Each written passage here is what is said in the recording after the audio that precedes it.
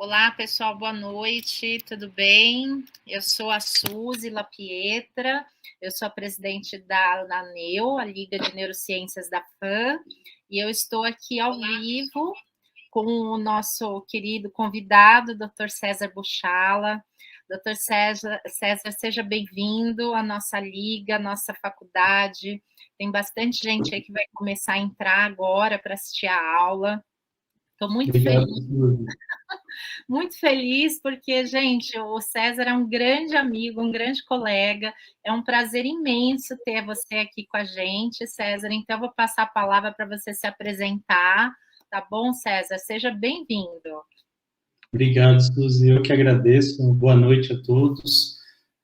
Para mim é um prazer sempre estar junto aí com a área acadêmica e ter um convite vindo de você, uma grande amiga aí. E assim, estou muito feliz, como a gente estava conversando aqui antes, de saber que você está aí nessa jornada aí da medicina e com um baita desafio, né, com uma mudança total, né, na vida aí, e ainda à frente de uma liga que é muito importante, né, acho que a neurociência e a neurologia e todas as subespecialidades e áreas relacionadas aí são de grande complexidade, de grande importância para o mercado de saúde, para todos os médicos, enfim, todos os profissionais de saúde. E estou muito feliz de poder falar, compartilhar um pouco com vocês desse tema que eu gosto tanto, né, que é a morte encefálica, não pelo tema morte, né, mas por todo o contexto que a gente vai conversar, e algo que eu quero compartilhar um pouquinho da minha experiência. Eu acho que pode ser muito benéfico aí para vocês e tenho certeza que vai ser uma noite muito agradável. Eu agradeço a todos que estão nessa noite aí de chuva, né, em São Paulo, aproveitando uma aula e vamos junto aí. Ai, muito bem, obrigada, viu, César? Então, vamos lá, só apresentando agora um pouquinho do currículo do Dr. César, tá? Então, ele é médico formado pela Unicamp, tem residência em clínica médica pela Unicamp também, é especialista em terapia intensiva pela MIB, tem o MBA pela gestão em saúde, né, pela FGV, né, grande colega aí de MBA, tem pós-graduação em gestão da qualidade e segurança, né, no paciente, é diretor técnico, inclusive, do Hospital Alvarenga. É um prazer imenso a gente ter uma pessoa aqui com um cargo tão importante no hospital, principalmente para a gente entender essa questão dos protocolos, né? E também é presidente do Comitê da Crise de Enfrentamento à Covid no Hospital do Alvarenga. Então, muito obrigada, doutor César, mais uma vez. Pode compartilhar a sua tela, que eu vou autorizar aqui, então, para a gente já iniciar, então. Beleza, já compartilhei, Suzy. Tá, ok. Vamos ver aqui, um minutinho.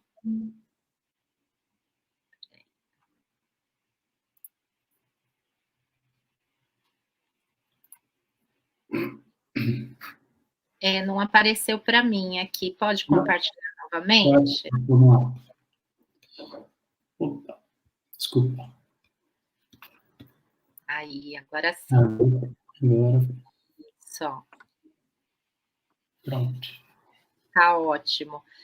Muito bem, então a aula toda sua, muito obrigada. Pode ir iniciando. Bom, obrigadão, Suzy. Vamos lá, então.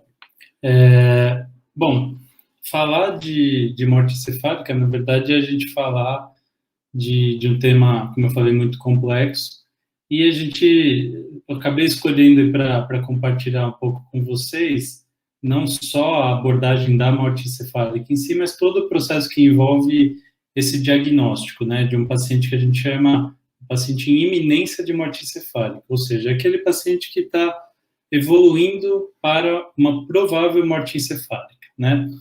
E antes de começar a falar do tema em si, eu vou dar um contexto breve aí da minha história, né?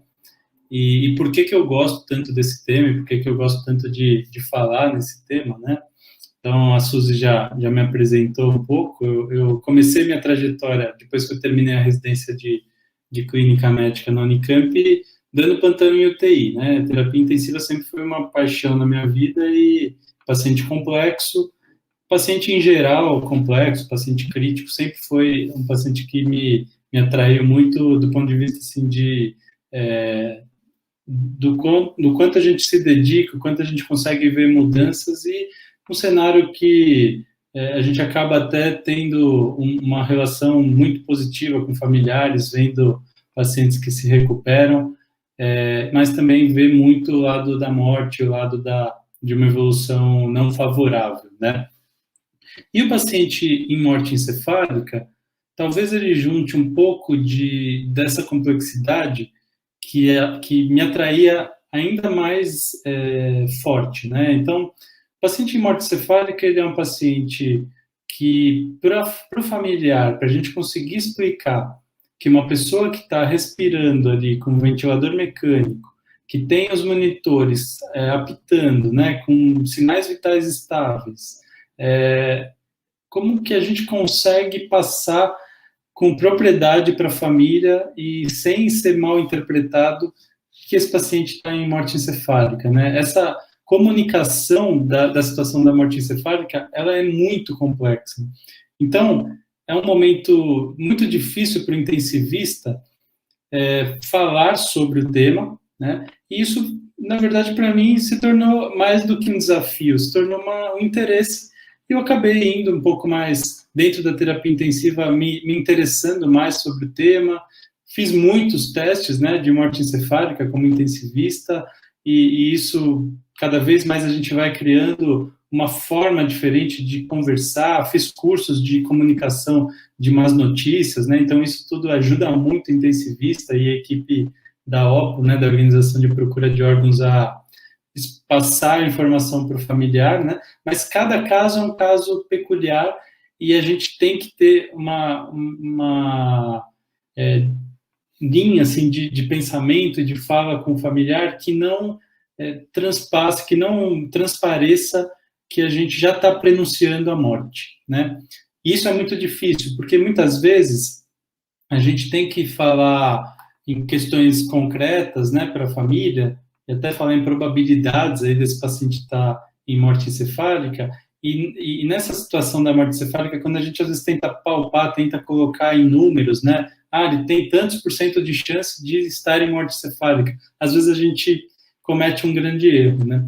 Então, essa comunicação do paciente em morte encefálica, antes do término do protocolo, que a gente vai desdobrar hoje aqui na aula, talvez seja a parte mais difícil e mais desafiadora, e ela que me fez realmente querer ver mais casos, querer participar mais ativamente disso, inclusive por um caso que eu tive em que a minha dificuldade de comunicação com a família, bem no início da minha carreira ali, me fez até ter que trocar de paciente, ter que pedir para um outro médico assumir, porque a família ficou muito incomodada e não conseguia entender o que eu passava, né? Apesar de eu passar da forma mais técnica possível, mas quando a gente está falando desse tema, a gente tem que ter uma empatia ainda maior e tem que ter uma técnica de comunicar sem mostrar nenhum viés direcionado à doação de órgãos, sem mostrar nenhum viés direcionado a prenúncio da morte, né? E aí, dentro disso, eu acabei indo parar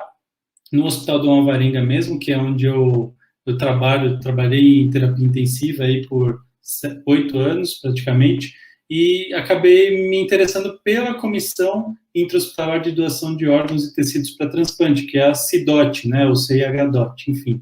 É esse símbolozinho verde aqui que vocês estão vendo no meu slide, que é o símbolo, inclusive, da nossa comissão do Hospital Dom Alvarenga. Como presidente da comissão, eu comecei a olhar muito mais para números, para como a gente estava fazendo os protocolos, quantos % deles estavam dando certo, quantos % dos pacientes captavam órgãos, quantos iam para a morte encefálica, todos os indicadores eu que sempre fiz nesse período, então foi mais ou menos em 2018 isso, e na presidência da comissão comecei a me interessar muito por números e um pouco por gestão. E aí que uma parte da minha trajetória se cruzou com a Suzy. Essa foto aqui é lá na FGV, né? Eu não consegui achar uma foto recente nesses dias aqui, e eu acabei nem pedindo para a Suzy, te peço desculpas, Suzy, mas essa foto eu acho que foi uma das maiores que eu consegui encontrar da turma aí, que era uma turma muito diferente, assim, né? Tinham pessoas de várias áreas, tinham vários médicos, tinham enfermeiros, tinham gestores, fisioterapeutas, nutricionistas, farmacêuticos, enfim. Por que eu quero falar isso? Porque, assim, a gestão, eu só acabei indo para a gestão porque, por dois motivos, né? Primeiro que o intensivista, ele gosta muito da área de gestão, de números, né? De controlar números, de controlar a evolução dos pacientes, protocolos, enfim. E segundo, porque eu estava muito engajado dentro dessa comissão de doação de órgãos e transplante, e eu queria entender mais sobre gestão, sobre números, como medir indicadores, como medir qualidade de processo, e o MBA de Gestão em Saúde, ele me fez abrir muito a cabeça para isso, né? Nós, como médicos, nós não temos nada de gestão na faculdade, basicamente a parte de indicadores que a gente tem um pouquinho em saúde coletiva, pelo menos eu na Unicamp tive muito pouco, e pelas conversas que eu tenho com colegas e até com os alunos, agora que eu estou como preceptor aqui da São Camilo, também ainda é muito pouco o contato que a gente tem com números. Então, ali foi o momento de eu poder aprimorar isso, abrir muito minha cabeça e ter um networking incrível. Então, eu recomendo aí para todo mundo, quem não fez ainda, né, um MBA, uma pós-graduação na área de gestão, que faça depois da faculdade, porque vale muito a pena, né? Bom, e aí, dentro da trajetória do hospital, eu acabei seguindo um rumo ainda maior, assim, do ponto de vista de desafio, né? Eu fui para a diretoria clínica, inicialmente do hospital, como médico eleito pelo corpo clínico, para resumir aqui a história, né, que já está quase um conto de fadas, e depois eu acabei sendo contratado como diretor técnico em 2019, na metade do ano, vivi 6 meses ainda de vida normal para a pandemia como gestor, e depois tive um intensivão acelerado de gestão com a pandemia, né? Em 2 anos a gente fez mais de 30 protocolos, revisou esses protocolos 3, 4 vezes, e continuei na presidência da comissão. Eu não consegui me desapegar, apesar de tentar várias vezes sair da comissão por conta de todas as coisas que eu tenho como diretor técnico, né, nesses quase 4 anos de diretoria, se tornava mais difícil, mas eu comecei também a aprimorar muita coisa e eu tive um pouquinho de apego mesmo e não conseguia largar da comissão e continuo até hoje como presidente dela. E, assim, o que me deixa muito feliz, assim, é ver o quanto essa comissão evoluiu, quantas pessoas do hospital hoje enxergam a morte encefálica e a doação de órgãos de uma forma mais ampla e, inclusive, culminando aí com, agora no mês de setembro, no dia 2 de setembro, um prêmio do hospital que a gente recebeu direto do secretário estadual de saúde, o senhor, o doutor, né, Jean Gorenstein, um prêmio de hospital amigo do transplante. Então, tudo isso para falar, assim, que realmente doação de órgãos, transplante e morte encefálica são temas apaixonantes, né? E tudo começa pela própria definição da morte encefálica, né? A gente, quando vai explicar para um familiar que o paciente está em morte encefálica, a gente tem dificuldade de falar isso, porque às vezes a gente não consegue acreditar como ser humano, né, como pessoas pensantes, que o cérebro está, o encéfalo estar morto é igual ao corpo estar morto, né? Apesar de artificialmente a gente conseguir manter um paciente em ventilação mecânica, respirando, com batimentos cardíacos, isso tudo é artificial. Aquele corpo com o tronco encefálico disfuncionante, morto, ele está em morte, né? Então, a perda dessas funções encefálicas, né, de todo o encéfalo, inclusive do tronco, é o que a gente define como morte encefálica. E a gente precisa realmente fazer o paciente, o familiar, entender que morte encefálica é igual a óbito, né? Essa comunicação que é a parte mais difícil, ao meu ver, porque o nosso olho vê um corpo respirando, com o olho fechado, claro, mas todo paciente entubado, praticamente, maior parte deles, né, está sedado e em muitas partes do tempo aí com os olhos fechados. Então, para a família leiga e até para muitos profissionais da saúde, não tem diferença, né? O sedado de uma morte encefálica, mas a gente sabe que tem muita diferença, né? E aí, gente, a gente tem, então, no Brasil hoje, diante de números aí do DataSUS, a morte encefálica causada por várias situações, né? Então, hoje, no meu hospital, especificamente, no Hospital Dom Alvarenga, o volume de trauma crânioencefálico pelo perfil de pacientes que nós temos. Não somos um hospital de cirurgia de trauma, de acidentes, né? Por ser um hospital particular de médio porte, o nosso perfil maior de casos, de causas de morte encefálica, são os acidentes vasculares encefálicos e as encefalopatias hipóxico-isquêmicas, ou seja, aquele paciente que teve uma parada cardiorrespiratória e evoluiu com uma anóxia cerebral, com uma hipóxia cerebral, a ponto de causar destruição cerebral, neuronal difusa e uma morte encefálica, né? Na literatura brasileira, então, o que a gente tem como principais causas de morte encefálica são o TCE, o trauma crânioencefálico, né? Principalmente em pacientes jovens, o que torna ainda mais difícil a comunicação da morte encefálica, porque se é difícil você comunicar isso numa pessoa idosa, né? Imagina com um rapaz de 17, 16 anos que caiu de moto e tem uma vida inteira pela frente, e a gente precisa passar isso para a família, explicar que ele está morto, né? E o acidente vascular cerebral, né, o acidente vascular encefálico, tanto isquêmico quanto hemorrágico, no Brasil correspondem a mais de 90% das causas, tá? Na sequência, a gente vai ter os tumores cerebrais, as infecções e a hipóxia, né? E aí, geralmente, a hipóxia pós-parada cardiorrespiratória, seja num paciente internado, né, grave, com choque séptico, com disfunção múltipla de órgãos, ou até num paciente afogado, por exemplo, com uma hipóxia por afogamento. Beleza? Bom, aqui eu estou trazendo para vocês um panorama do Brasil em relação à situação da morte encefálica, tá? A gente teve, nesses últimos 50 anos, 60 anos, muitas mudanças nas legislações relacionadas à morte encefálica. Então, trazendo uma linha do tempo, aí, se a gente for ver lá, desde 1968, a gente tinha, naquela época, o mesmo critério para aceitação da doação de órgãos pelo paciente que a gente tem hoje. Ou seja, o paciente só podia ter autorizada a captação de órgãos nele, em caso de morte encefálica, se ele manifestasse em vida, ou seja, se ele consentisse com essa doação. Por isso a gente chamava, naquela época, a doação de consentida, tá? Nesse meio tempo, a gente teve várias leis que foram aprimorando e mudando as questões tanto da doação, mas também do diagnóstico e até mesmo da permissão de transplantes. Então, lá em 1968, essa lei número 5.479, foi uma lei que dispôs sobre o transplante e a captação de órgãos, né? Então, definiu melhor quais eram os critérios, quais órgãos poderiam ser transplantados. Depois, em 1991, o CFM colocou uma resolução que colocou o diagnóstico de morte encefálica em pacientes com mais de 2 anos, porque até então a gente tinha uma situação restrita nas crianças para diagnóstico de morte encefálica, tá? Em 1992, uma lei que obrigava a notificação compulsória e obrigatória da morte encefálica, assim como é hoje, né?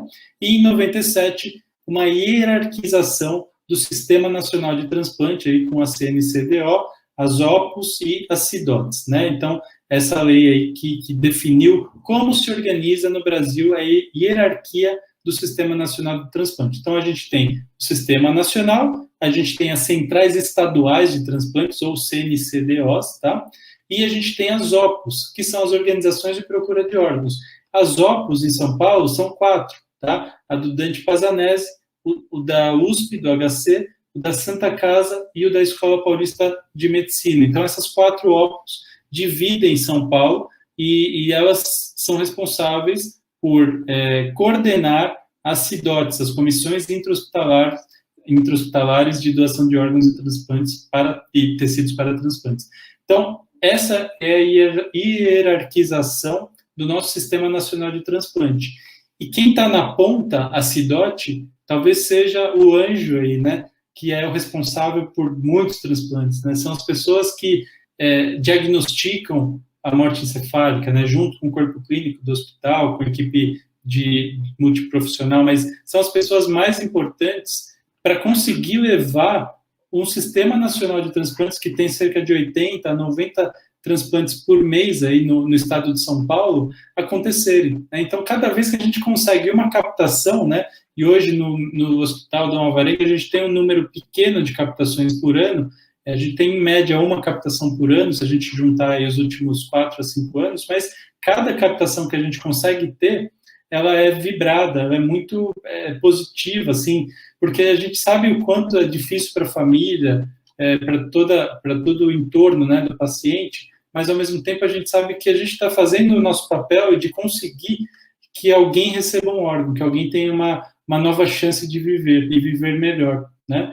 Então, apesar de ser pouco, né, a gente pega números da nossa comissão, são perto de grandes hospitais de São Paulo, e principalmente de hospitais públicos, né, a gente tem um volume pequeno. A gente tem cerca de um caso de iminência de morte encefálica por mês, e cerca de um caso de morte encefálica confirmada a cada 2 a 3 meses. Então, é um número pequeno, que cresceu muito de 2019 para cá, por conta de busca ativa, que eu vou mostrar para vocês, mas ainda é pequeno, pela realidade do hospital e pelo tipo de paciente que a gente recebe.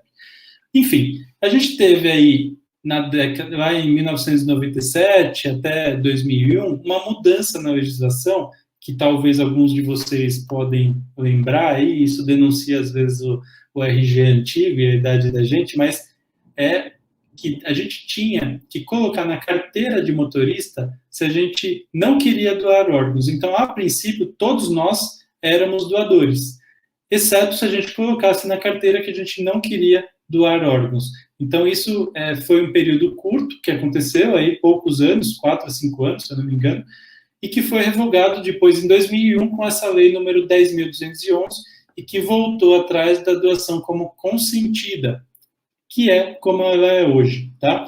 Em 2007, houve também uma resolução muito importante, e muito importante para nós médicos, principalmente no momento de comunicar a morte encefálica confirmada após o término dos testes, a gente ter a possibilidade e autonomia e legalmente estar suportado de desligar os aparelhos naquele paciente que não vai doar órgãos, que não vai ter captação de órgãos. Então, essa é uma lei que eu considero muitíssimo importante e que muitas vezes a gente até abre para mostrar para a família. Olha, nós estamos desligando os aparelhos porque ele está em morte e não há como doar órgãos, não há como captar, ou a família se recusou a captar.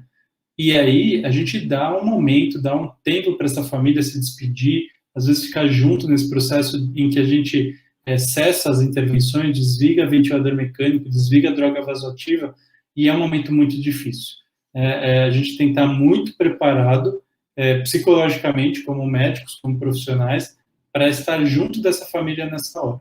É muito difícil, mas a gente tem que ter realmente essa tomada de decisão. Afinal, a gente tem ali um corpo, né? Um cadáver, e a gente pode, inclusive, incorrer num crime de ocultação de cadáver, se a gente não faz isso. Então, é importante tomar essa decisão e mostrar para a família que ela é uma decisão suportada por uma lei, por uma resolução, tá?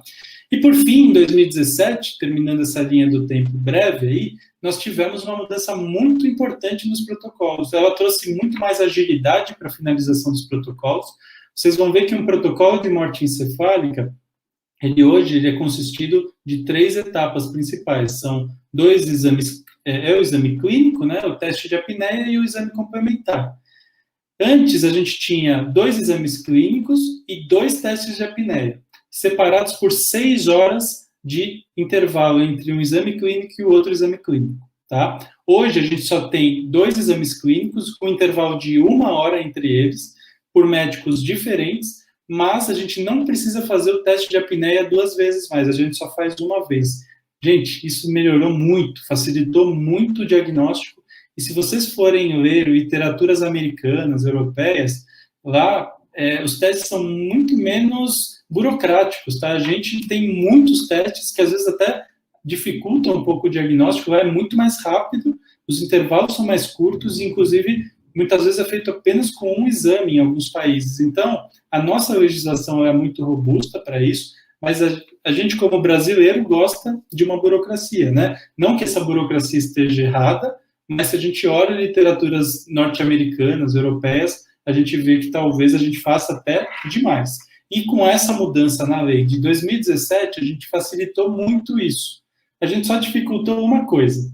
Em 2017 foi colocado um critério de que os médicos teriam que ter uma validação, ou seja, uma certificação de que eles eram médicos capacitados para fazer o protocolo de morte encefálica.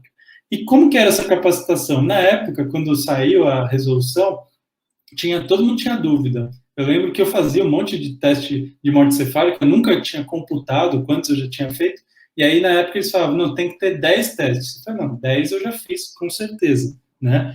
Mas não, tinha que ter isso comprovado junto com as óculos, e aí depois foi colocado que teria que ter 10 testes ou um curso de capacitação, que foi fornecido por muito tempo aí pelo PROAD, do SUS, tem esse curso hoje pela AMIB também, enfim. Ou o médico teria que ter título de terapia intensiva, na época eu ainda não era titulado, ou ele tinha que ser neuroclínico ou neurocirurgião, ou ele tinha que ser anestesista. Então, eram alguns desses critérios. Isso dificulta um pouquinho, mas eu acho que até criou uma regra melhor, até para que a gente faça os exames de uma forma melhor, tá? E agora, gente, bom, em 2021, na verdade, antes de falar dessa lei, né, a gente teve uma tentativa aí de um projeto de lei agora esqueci o nome do deputado, que inclusive o Major Olímpio, desculpe.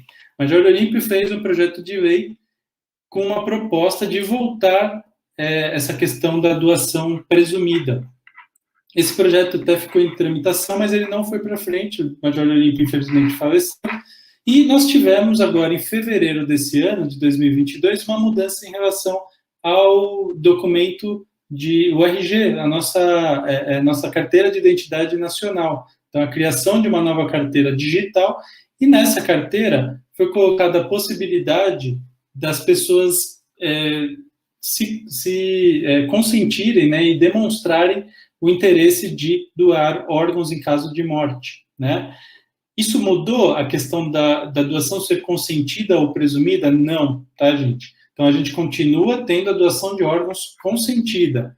A gente precisa de algum familiar nosso falar para o médico ou para a equipe da OPO, né, que vai fazer a entrevista familiar, que aquele paciente que está em morte encefálica queria doar órgãos. Se o nosso familiar não falar, não adianta estar escrito na carteira, tá? Então, ela ajuda um pouco, porque talvez para o familiar tenha alguma coisa escrita ali, né? Mas a lei continua igual, continua sendo uma doação consentida, tá?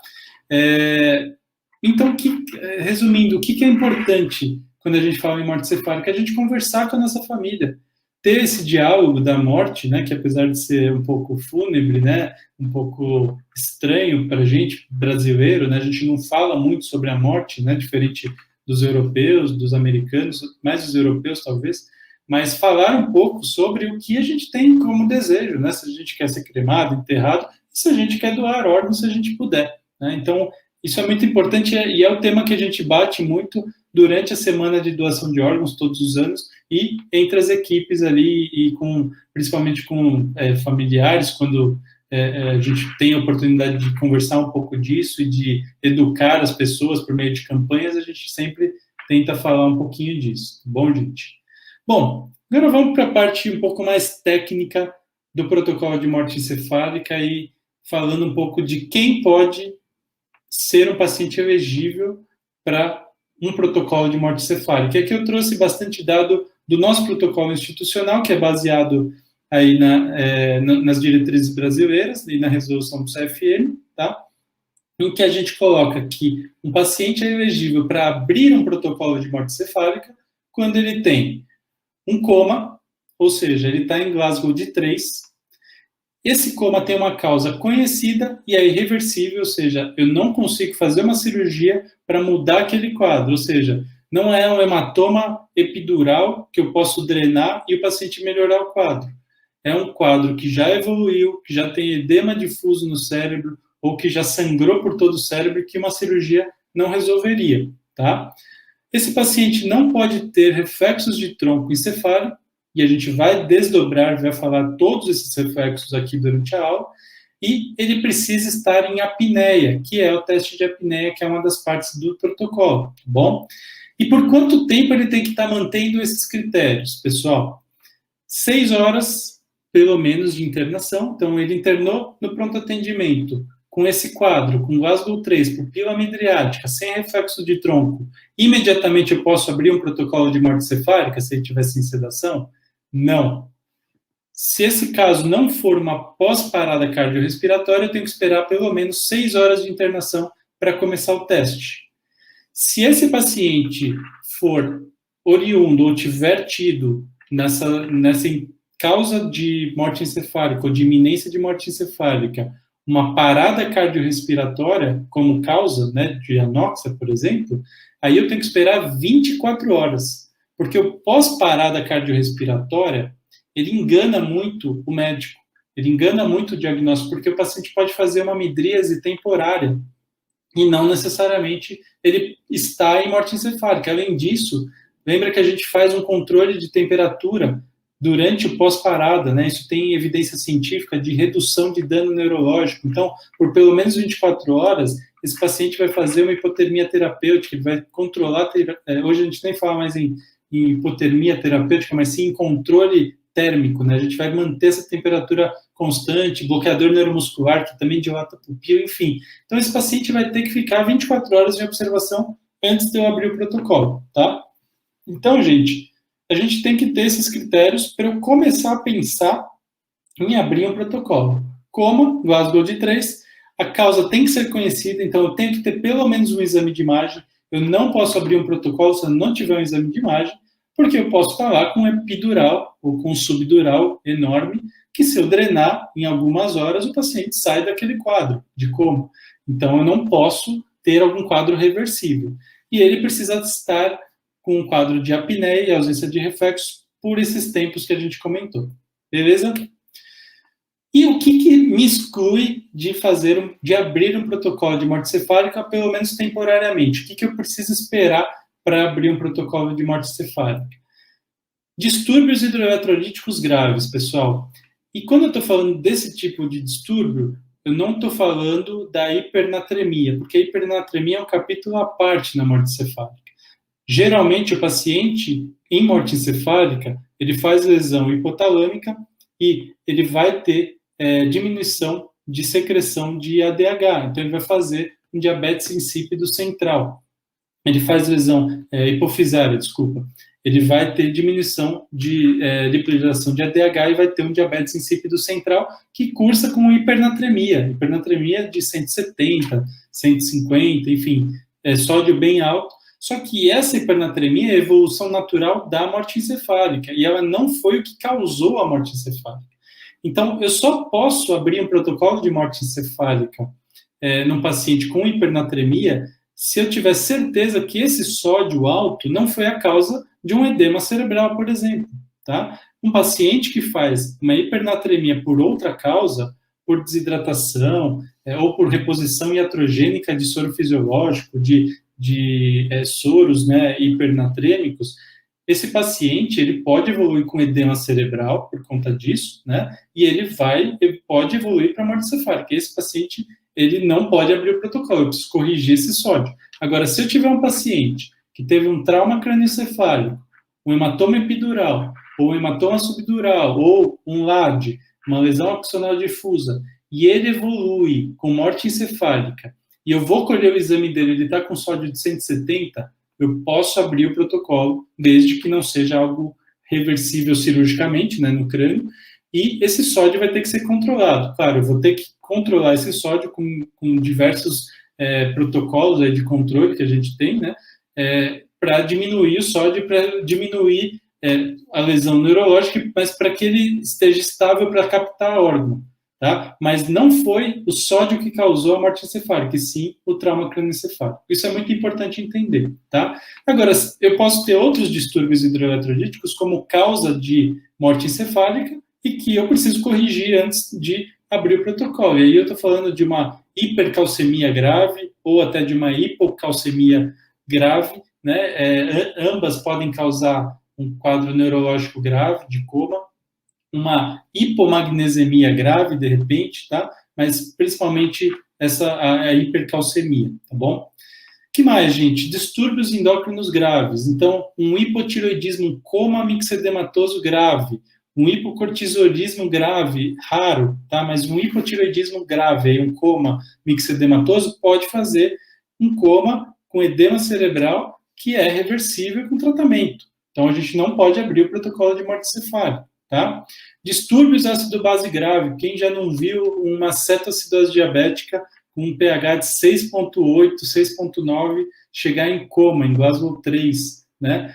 Ou até uma alcalose metabólica gravíssima, aí o paciente também fazer um quadro de coma, tá bom? Uso de drogas depressoras do sistema nervoso central e bloqueador neuromuscular. Então, eu estou com um paciente grave, sedado, entubado, né, com bloqueador de neuromuscular. Esse paciente, ele só vai poder abrir o protocolo de morte cefálica depois que eu avaliar o tempo de eliminação dessa droga do corpo dele. Porque tudo aquilo que ele está vendo, lembra do que eu falei do paciente cardiorrespiratória?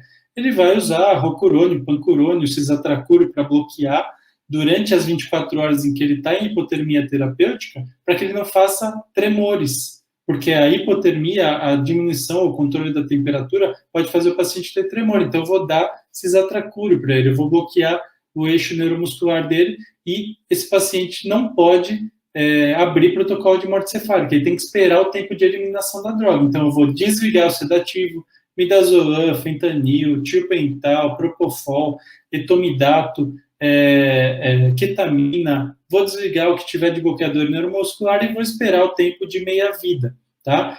A gente tem uma tabela que eu vou mostrar lá no fim da aula, a gente não precisa decorar isso, a gente sempre tem que checar, mas geralmente, assim, o máximo de tempo que a gente espera no paciente que não esteja em insuficiência renal ou hepática é 12 horas, tá? Que é o tiopental, que seria a maior meia-vida. Caso ele esteja em insuficiência renal aguda, ou crônica agudizada, ou insuficiência hepática, aí eu tenho que multiplicar esse tempo de meia-vida por 5, tá bom? Então, tem casos em uso de tiopental que a gente vai esperar aí 3 a 4 dias, e isso pode ser um problema, tá bom? E, por último, pessoal, as intoxicações exógenas graves. E aí eu estou falando de paciente que tenta suicídio com anticonvulsivante, carbamazepina, ácido valproico, paciente que toma uma grande quantidade de benzodiazepínico. Esse paciente também a gente vai considerar como paciente com fator de exclusão, e a gente vai ter que esperar no mínimo 5 meia-vidas daquela dose de medicamento que ele tomou, tá bom? Isso para eu poder abrir o protocolo de morte encefálica.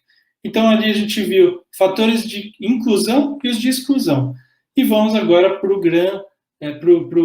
grande ator aí da nossa aula, né, que é o protocolo de morte encefálica, que eu já falei um pouquinho para vocês do que ele consiste. Ele é um teste de apneia, que pode ser feito em qualquer um dos momentos, tá? 2 exames clínicos com intervalo de 1 hora, e um exame complementar, que pode ser Doppler transcraniano, eletroencefalograma ou angiografia, ou até SPECT, uma tomografia diferente, tá bom? Quais as questões aí que eu já falei em 2017 que mudaram? Além dessa questão de a gente diminuir um teste de apneia e de diminuir o tempo de intervalo de 6 horas para 1 hora, a gente também tirou a obrigatoriedade de que o primeiro teste tinha que ser um teste clínico intercalado com um exame complementar. Hoje não existe uma sequência obrigatória. Eu posso começar pelo exame complementar, eu posso fazer como primeiro exame o Doppler transcraniano, depois um de apneia, depois um clínico e o outro clínico. Ou posso inverter tudo. Então, isso facilita muito, e inclusive hoje aqui na nossa CIDOT, eu recomendo para os intensivistas que iniciem pelo teste complementar. Por quê, gente? Eu posso ter um paciente que está em iminência de morte cefálica, que faz teste de apneia positivo, que faz exame clínico positivo, só que ele tem um fiozinho de fluxo sanguíneo pela circulação posterior. Lembra que nosso cérebro tem uma circulação colateral pelo polígono de Willis, e ele tem comunicação da circulação posterior com a anterior, e às vezes ele está com edema cerebral gravíssimo, não está mais entrando pela circulação anterior sangue, mas tem um pouquinho de sangue entrando pela circulação posterior e que vai colapsar, porque esse edema ele é citotóxico, as células neuronais estão destruídas e ele vai aumentar a ponto de edemaciar todo o cérebro e não vir mais fluxo nem pela comunicação posterior, ali basilar, arteriovertebral. Então, esse paciente, se eu fizer todos os testes clínicos e depois deixar por último o exame complementar, eu vou perder tempo e vou ter que repetir todo o teste de novo, tá? Vou ter que fazer pelo menos esse exame complementar, os exames clínicos, se eles estiverem ok, eu não preciso repetir, mas o exame complementar eu preciso repetir, e às vezes eu fico nessa aí dias, porque esse fluxo, para ele findar, para ele acabar, pode levar às vezes 1 a 2 dias, dependendo de qual quadro a gente está falando. Beleza? Aqui, gente, tem uma situação que eu não comentei com vocês também, que é um fator de exclusão, que é a síndrome de Locked-in, tá?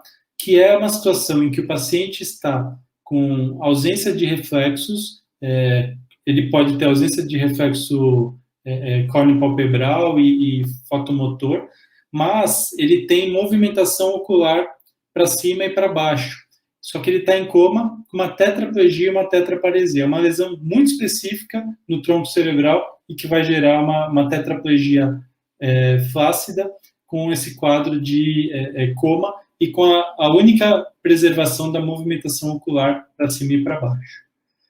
Aqui eu trouxe para vocês como que é esse termo de declaração de morte cefálica, que na verdade é um termo padronizado pelo Conselho Federal de Medicina, em que a gente preenche dados do paciente, causa do coma, a gente preenche sinais vitais desse paciente, a gente tem que estar com esse paciente com sinais vitais estáveis, tem valores aí que a gente já vai falar específicos para eu poder começar o exame, tá? E cada um dos testes que eu fizer, eu vou preencher e definir se era positivo para morte cefálica ou negativo, tá bom? Então, essa ficha é a que a gente preenche e depois encaminha para a OPO e para os órgãos notificadores, tá bom?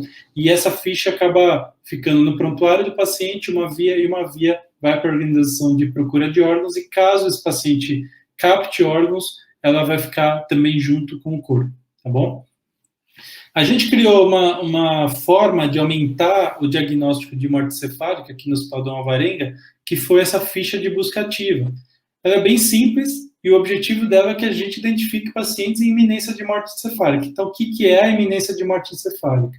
É um paciente que está em Glasgow 3 e que tem alguma causa de risco para morte encefálica. Ou seja, é um paciente que está, basicamente, muitos pacientes da UTI, né? Um paciente que teve uma parada e que está em Glasgow 3 é um paciente que tem aí uma possível iminência de morte cefálica. Um paciente que fez uma cirurgia, uma neurocirurgia, que está em Glasgow 3 e não está acordando, né? Então, esse Glasgow 3 ele vai ser acompanhado dia a dia. Se ele não está melhorando, mesmo depois que tira-se sedação, ele também é um paciente com fator de risco e ele vai ser acompanhado. Então, a gente aumentou bem o leque para conseguir captar mais pacientes, porque às vezes quando a gente chegava na suspeita, já tinha passado muito tempo e a comissão não estava intervindo. Então, a partir dessa ficha, minha equipe médica, minha equipe de fisioterapia e minha equipe de enfermagem da UTI percebeu um paciente com Glasgow 3 e um fator de risco, desses que eu falei, ela vai assinalar aqui onde eu coloquei a bolinha, a data, ela vai colocar o setor, o prontuário, o nome, data de nascimento e o diagnóstico desse paciente e vai colocar qual que é o Glasgow daquele dia. No dia seguinte, essa mesma equipe ou outra vão colocar a data e o Glasgow daquele dia, porque se eu tirei a sedação ou até mesmo com sedação, esse paciente evoluiu para um Glasgow de 4 ou 5, ele não é mais o paciente em morte encefálica, em iminência de morte encefálica, ele sai já da minha busca ativa, e a comissão não precisa ficar intervindo. Agora, se ele continuou em Glasgow 3, tem fatores de risco, já tem uma tomografia com edema cerebral, ou já fez uma cirurgia difícil, vou descer ele para tomografia para ver se teve edema cerebral, ou se tem algum sangramento grave. Vou comunicar a equipe de neurocirurgia, olha, tem alguma coisa para fazer? Tem drenagem para fazer? Dá para a gente fazer alguma medida para esse edema cerebral?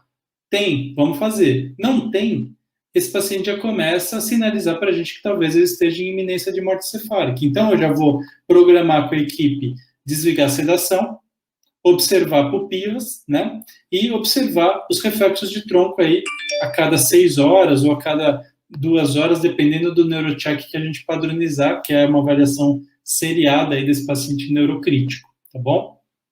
Bom, definir que esse paciente tem condições, está elegível para abrir o protocolo de morte cefálica, não tem nenhuma contraindicação, eu vou abrir aqui no nosso hospital uma outra ficha chamada checklist da doação de órgãos.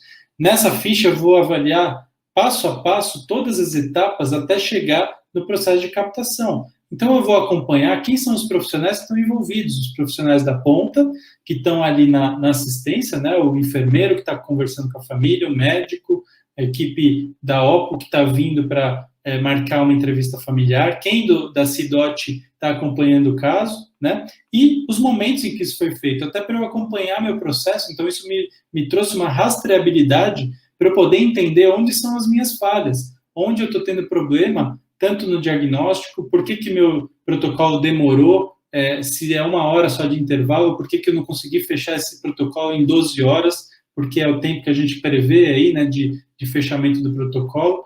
E o que eu posso fazer para melhorar? Treinamento? Será que é um profissional que não participou, que participou e não entendeu muito bem? Será que é algum problema da OPO, do profissional da OPO que fez uma entrevista não tão adequada? Por que eu não consegui captar os órgãos, né?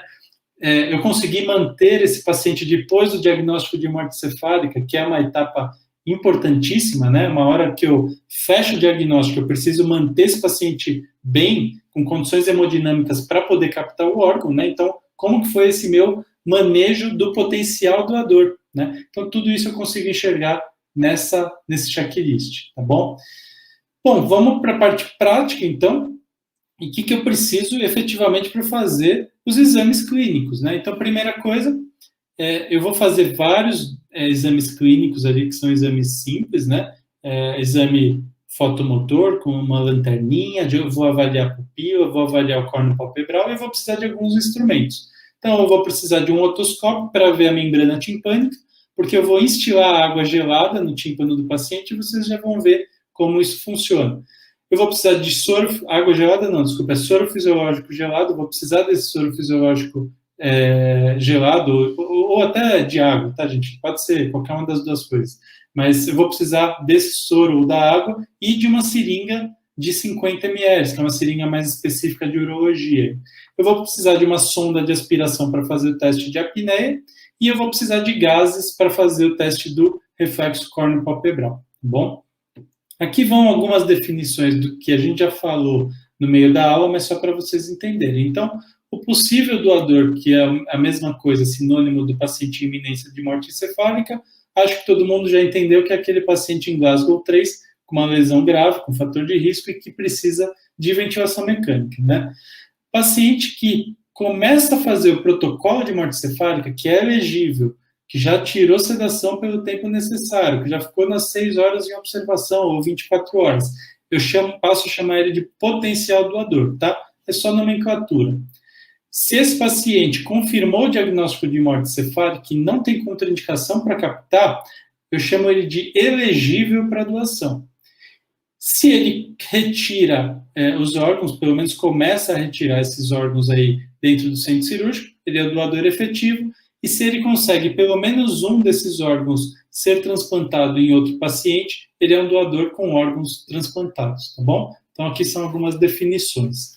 Pessoal, eu falei para vocês, esse fluxograma é um pouco complexo, mas eu quero mostrar só uma coisa muito importante, que é o fato de que a gente precisa ter o paciente com sinais vitais estáveis para fazer o exame. Então, eu não posso ter um paciente chocado com uma pressão de 5/3, com noradrenalina, 2 microgramas quilo minuto, e tentar fazer um teste de apneia, em que eu vou desconectar ele do ventilador, ele vai ter uma parada cardíaca.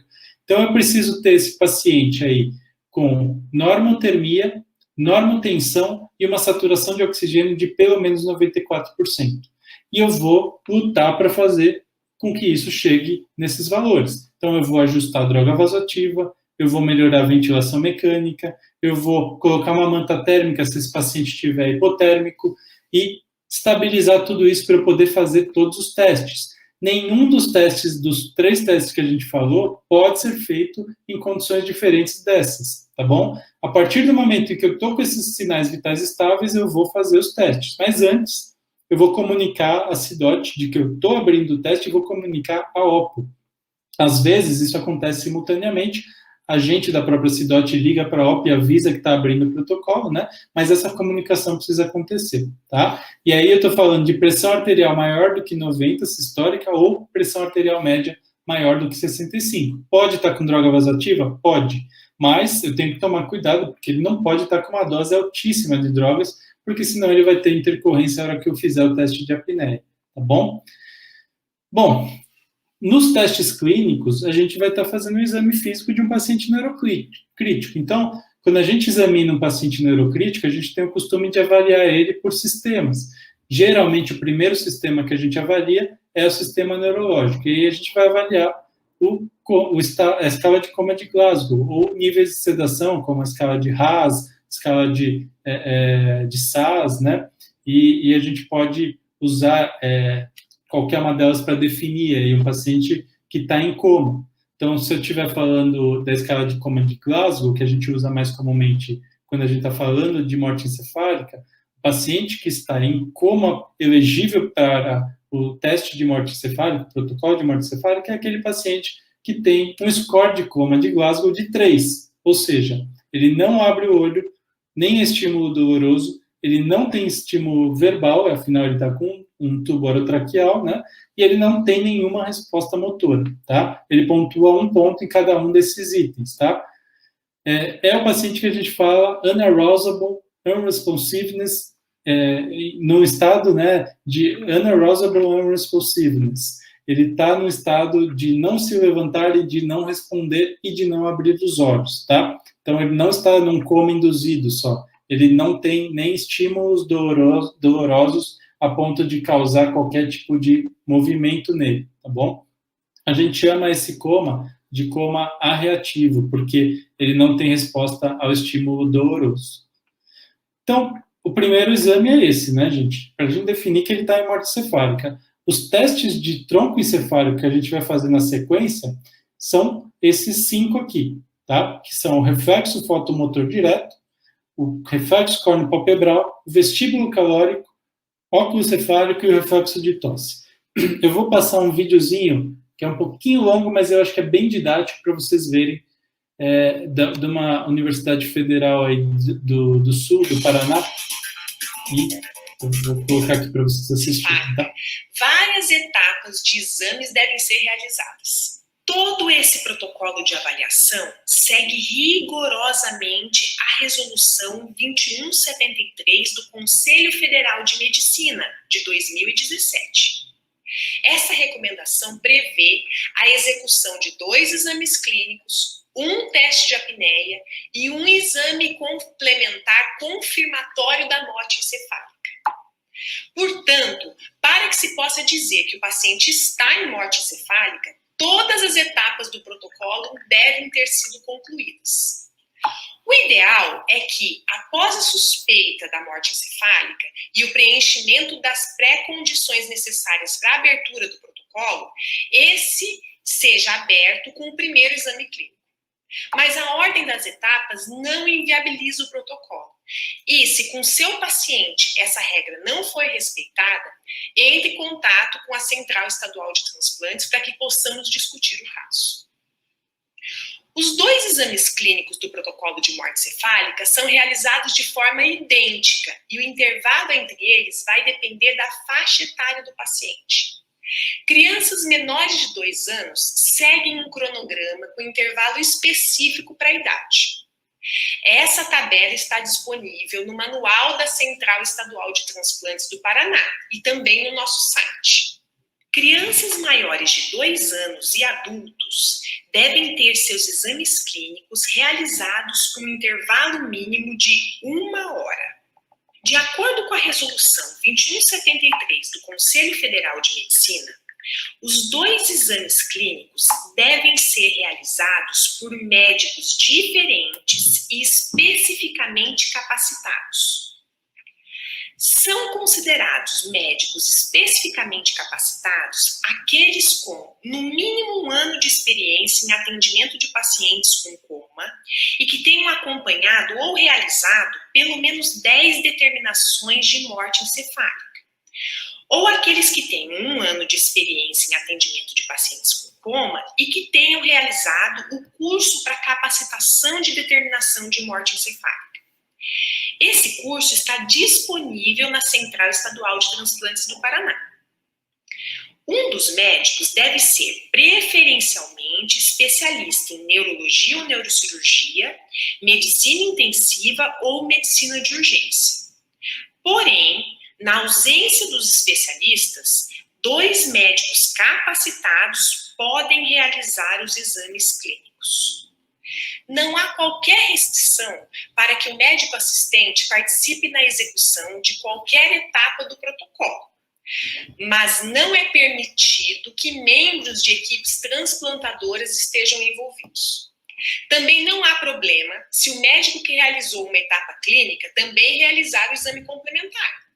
O médico neuro que fez o segundo exame, por exemplo, pode fazer a arteriografia confirmatória. O importante é que os médicos dos 2 exames clínicos sejam diferentes e que todas as etapas do protocolo sejam realizadas. No exame clínico, testaremos o coma irresponsivo, os pares cranianos e o exame clínico da apneia.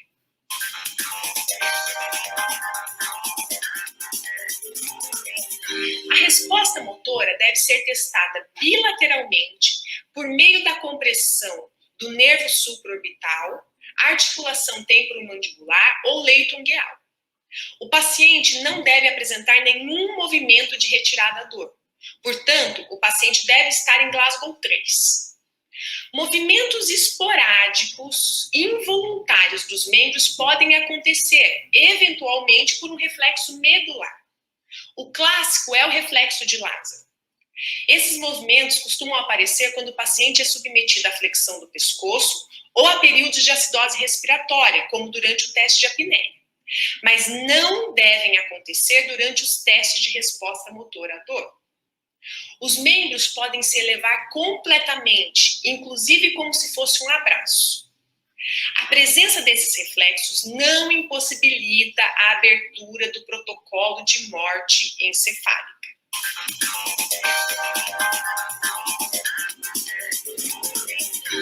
Para testar se o paciente está em apneia, podemos observar a frequência respiratória do paciente no ventilador mecânico no modo controlado e, assim, a frequência que o paciente fizer deve ser exatamente a mesma da frequência programada.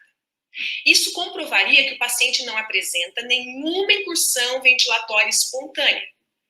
Porém, caso o ventilador esteja mal calibrado ou com fluxo muito sensível, pode acusar movimentos ventilatórios que não existem. Por isso, recomendamos como manobra preferencial desconectar o paciente do ventilador por 1 minuto, observando o seu tórax para ver se ele ventila. O paciente não deve apresentar nenhuma incursão respiratória. Nós vamos testar a apneia de forma definitiva durante o teste de apneia, que é uma etapa subsequente do protocolo.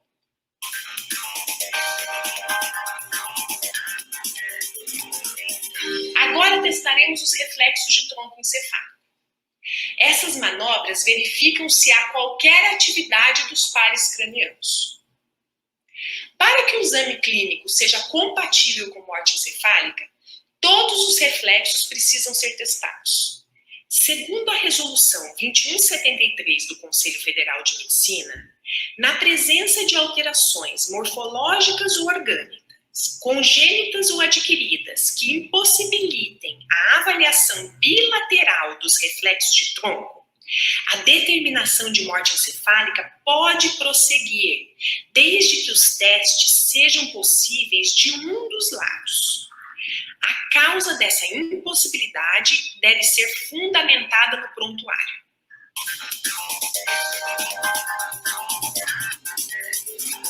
Esse reflexo testa o segundo e o terceiro par craniano. É compatível com morte cefálica quando não há reação das pupilas à luz. As pupilas são médio fixas ou midriáticas.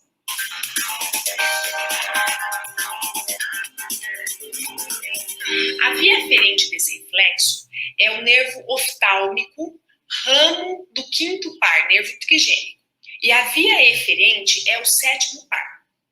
O que se espera desse reflexo num paciente em morte cefálica é a ausência do piscar quando a córnea é tocada. Recomenda-se que se faça isso de forma delicada, de preferência pingando uma gota de soro sobre o globo ocular ou usando uma gaze muito delicada no momento de tocar a córnea.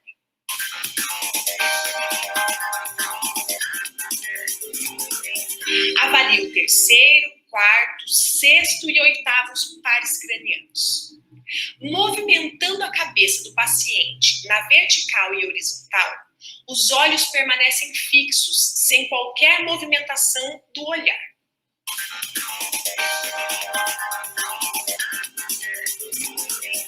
O oitavo par craniano é que é testado nessa manobra. O paciente deve ter as membranas timpânicas íntegras e os condutos auditivos pérvios, e a cabeceira deve estar em 30 graus. Faça a injeção de 50 ml de soro gelado na orelha e observa-se se há nistagmo por cerca de 1 minuto.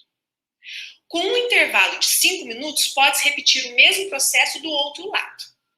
O que se espera para o paciente em morte encefálica é a ausência de qualquer movimento ocular.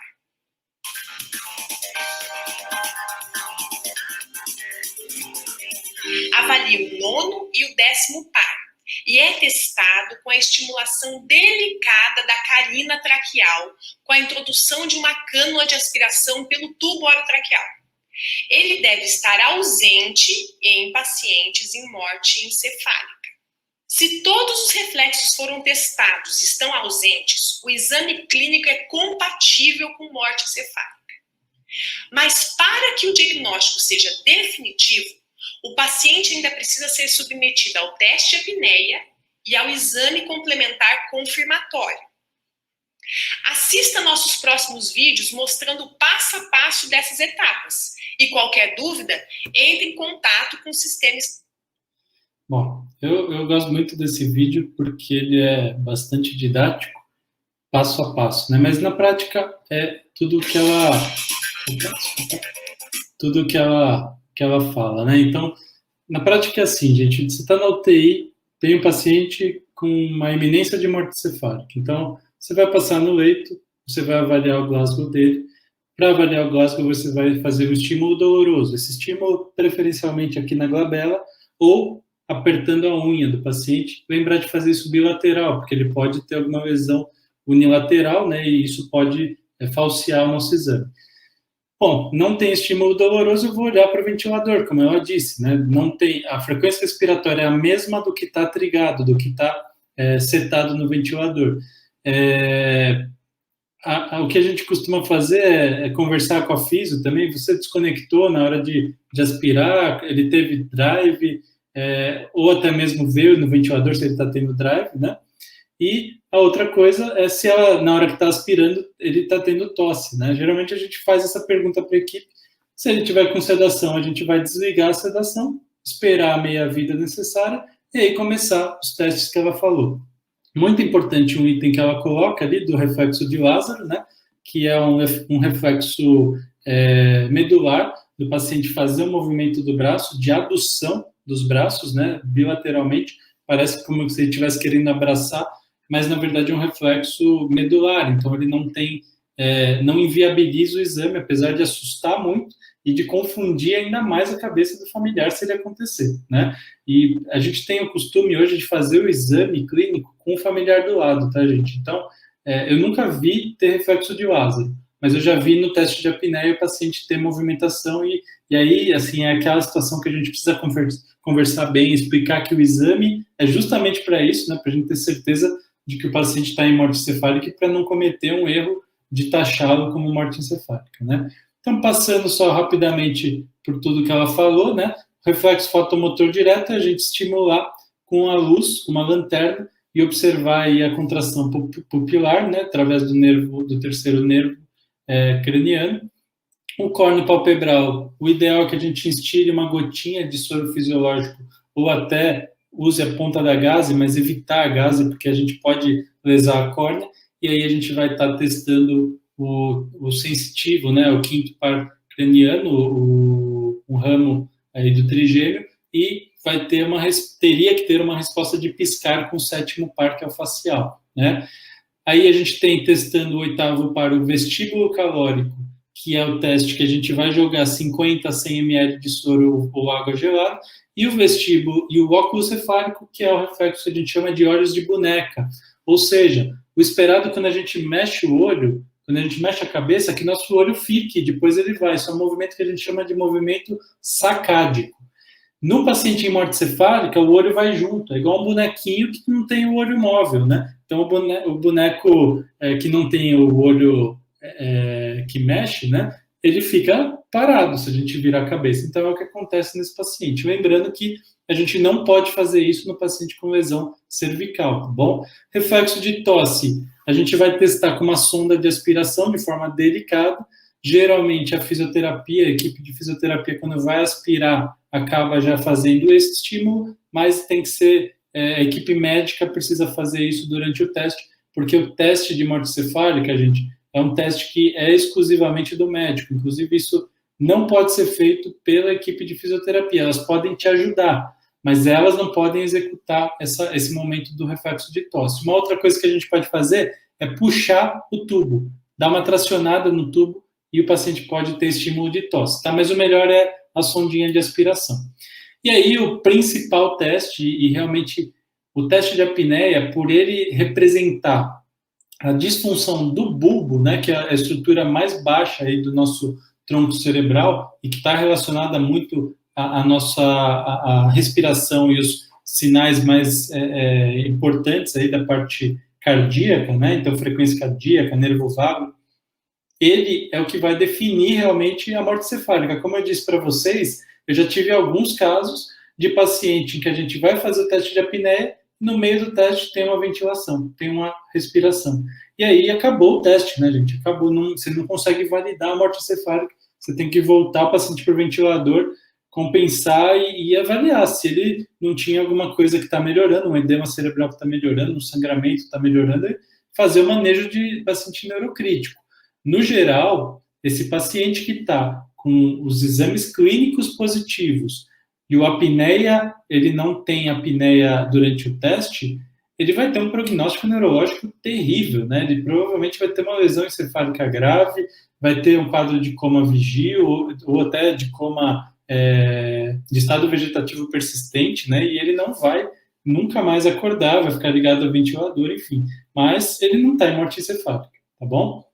Então, gente, o teste de apneia, aqui tem bastante texto, mas eu vou resumir para vocês, ele tem que ser feito da seguinte forma. Quando a gente vai fazê-lo alguns minutos antes, geralmente 10 minutos antes, a gente deixa o paciente com uma FiO2 de 100%, tentando objetivar uma PaO2, uma pressão parcial de oxigênio maior do que 200, tá? Antigamente, isso também na resolução era um pouco dúbio e deixava que era obrigatório a PaO2 estar maior ou igual a 200. Hoje não, é idealmente maior ou igual. E a PCO2, aí sim, essa tem que estar entre 35 e 45, tá bom? Se ela não conseguir chegar nessa gasometria inicial, a gente vai precisar compensar a ventilação, sedar não, mas ver se ele não tem rolha, ver se não tem alguma questão mecânica ali que está atrapalhando a questão da acidose ou da alcalose respiratória, tá bom?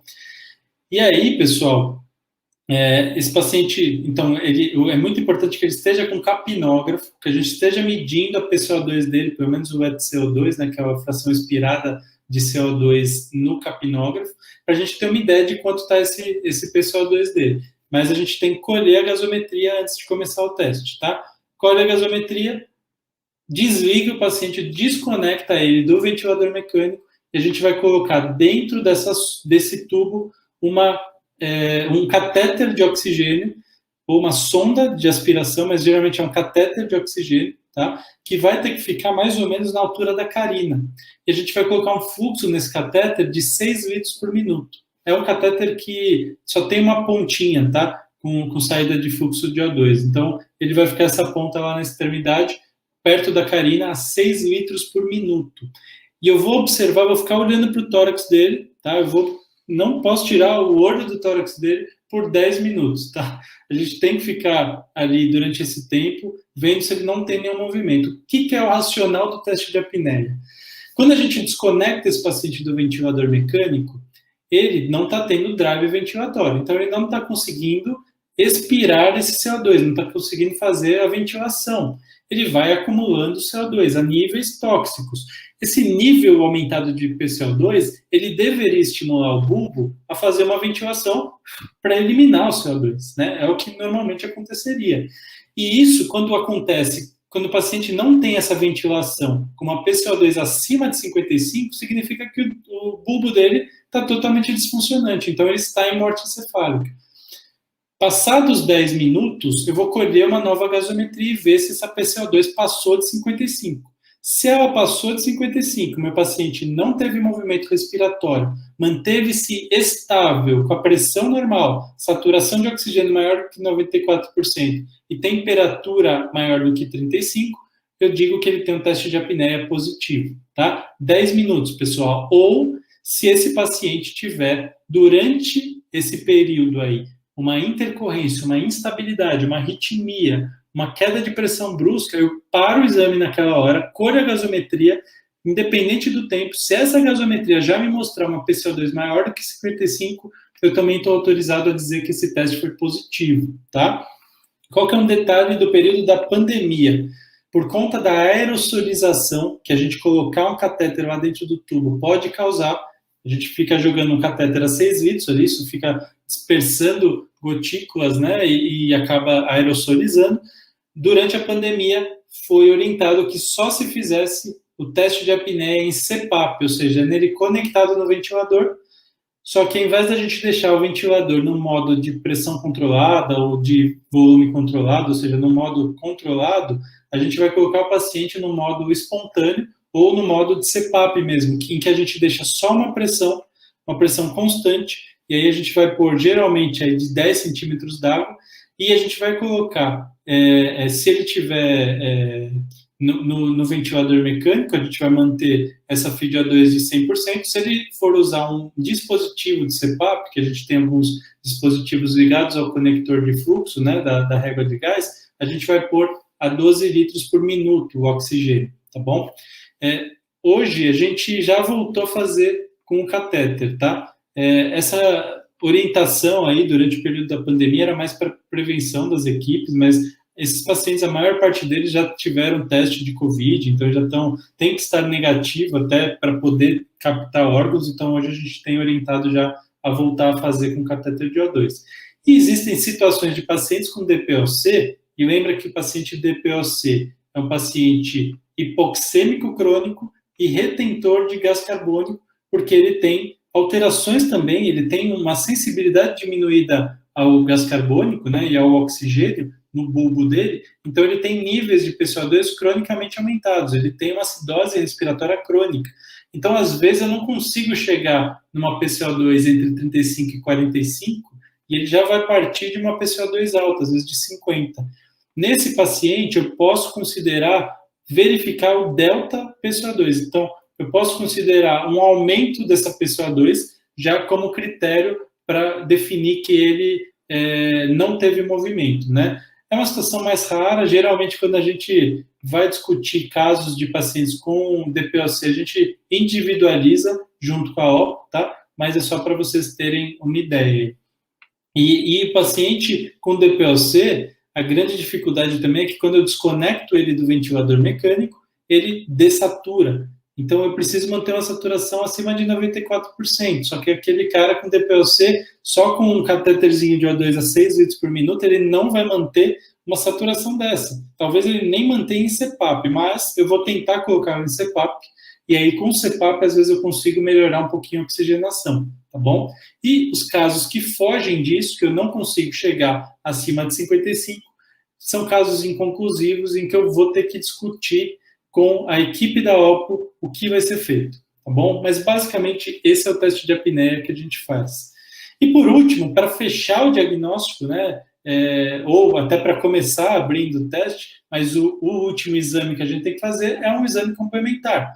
Esse exame tem que ser ou um eletroencefalograma, ou um Doppler transcraniano, ou uma angiografia cerebral, ou o SPECT, que é mais raro a gente ter em hospitais. Mas o que a gente costuma fazer? Eletro e Doppler, pessoal. A angiografia é muito rara, é mais em estudo, tá? O Doppler transcraniano é um exame que dá mais segurança para o médico.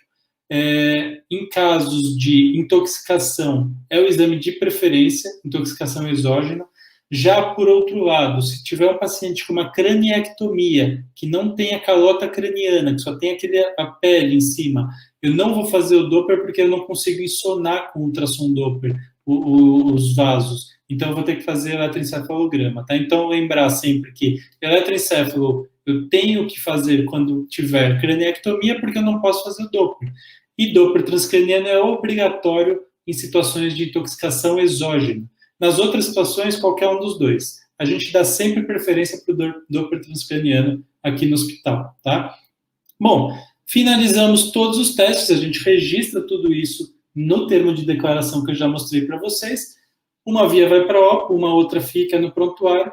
Lembrar que em casos de causa externa, ou seja, acidente automobilístico, ferimento por arma de fogo, tentativa de homicídio, enfim, queda, trauma crânioencefálico por queda, esse paciente não vai sair com declaração de óbito. Mesmo que ele vá para a doação de órgãos, que ele vá para a captação de órgãos, esse paciente vai para o IML para ter a emissão de uma declaração de óbito no IML. Por quê? Ele tem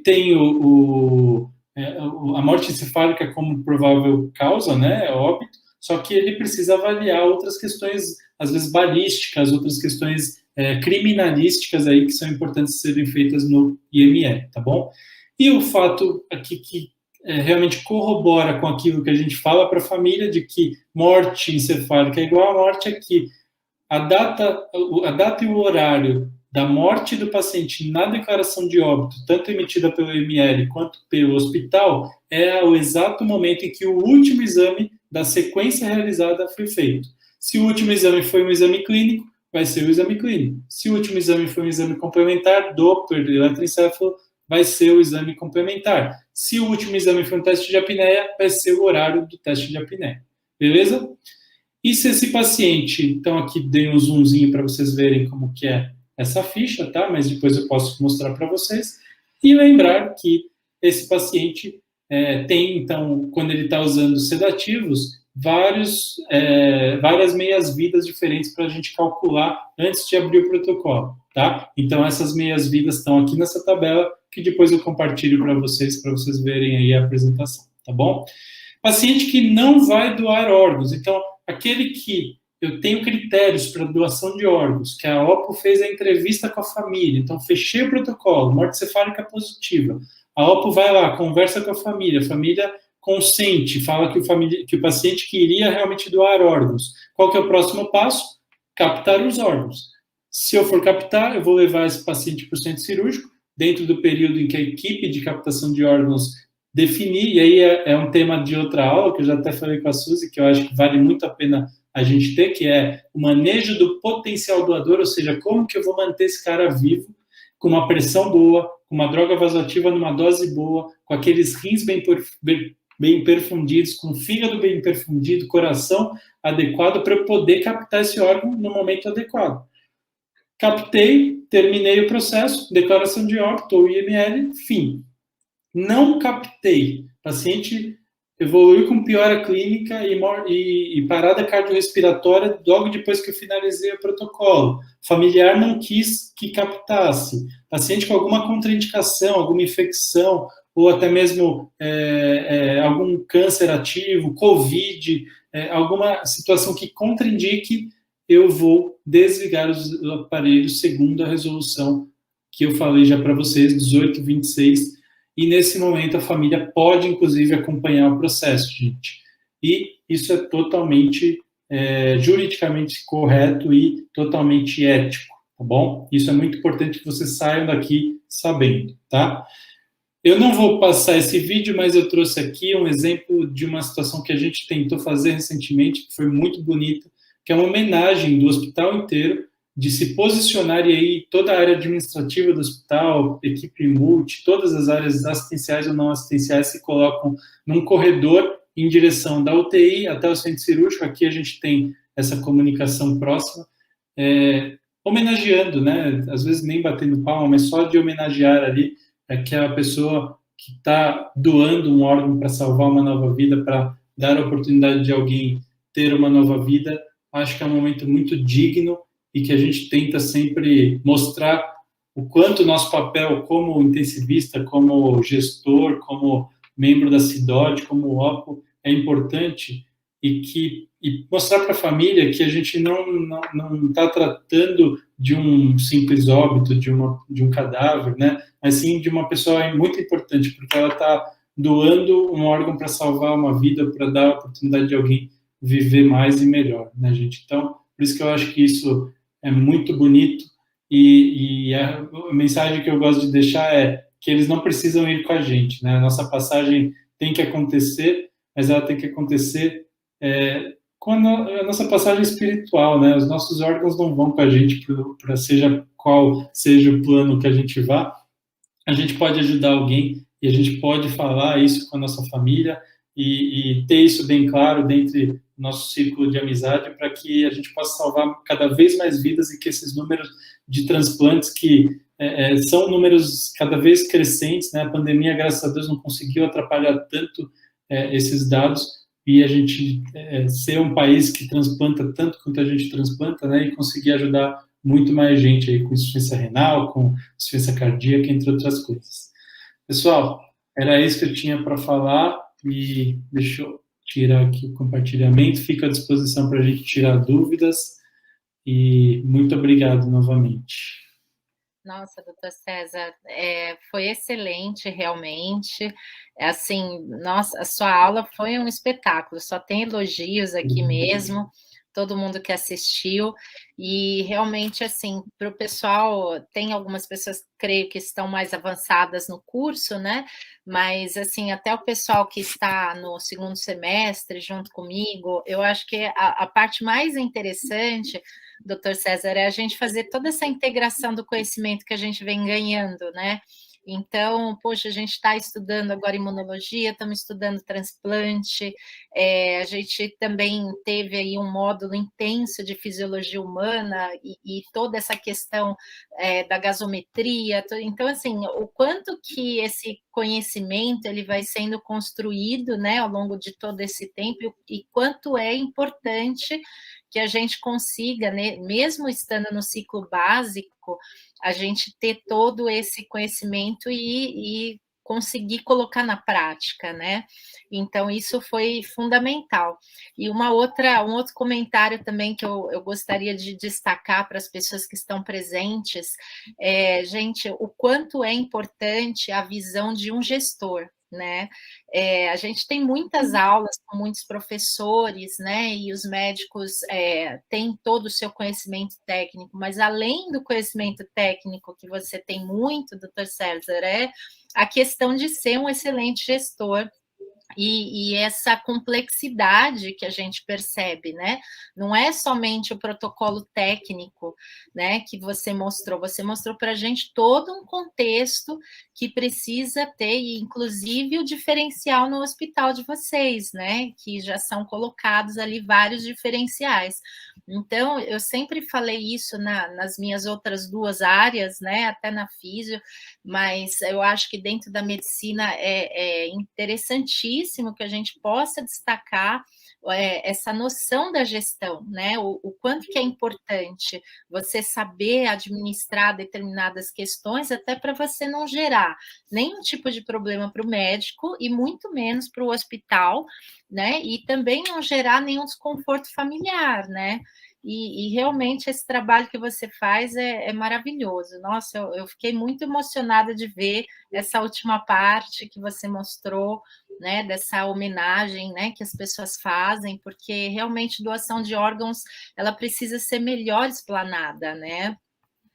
Então, foi espetacular, né? As pessoas ainda acho que têm muito preconceito ou pouca informação, né? Então, assim, precisa ser destacado, né? Exatamente a importância da doação de órgãos, né? A gente, como gestor, tem diversos momentos em que a gente tem que enxergar esse processo.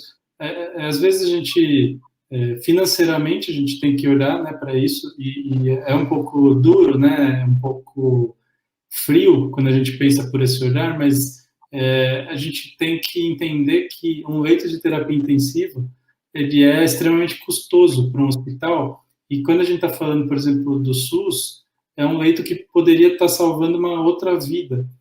Então, ter um diagnóstico assertivo e rápido, e eu acho que, como eu te falei, eu estou totalmente à disposição para a gente marcar outras aulas e até trazer algumas coisas da parte de gestão da comissão, que é muito legal, que é o quanto a gente mudou esse tempo, né? A gente trouxe o tempo médio hoje nosso de conclusão de um protocolo de morte cefálica é de 6,75 horas.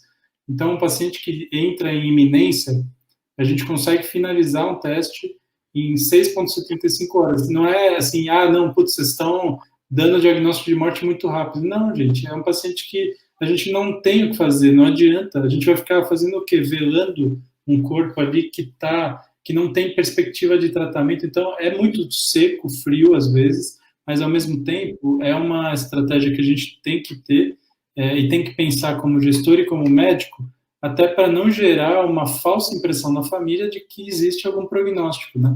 Porque a pior coisa que existe é um paciente ficar, às vezes, dias sedado ali, já com uma total... Às vezes a gente vê casos, né? Eu via, quando dava plantão em algumas UTIs menos preparadas, né? Porque o médico não quer ter essa conversa com a família. Então, ele vai passando de plantão em plantão, ele não quer abrir o protocolo, porque ele sabe que se ele abrir, ele vai ter que comunicar a família, ele vai ter que fazer todo o trâmite. O protocolo é trabalhoso, né? Perde um tempo ali para fazer. O teste de apneia, antes, quando fazia 2, então, conseguir 1 é difícil, 2 era impossível quase.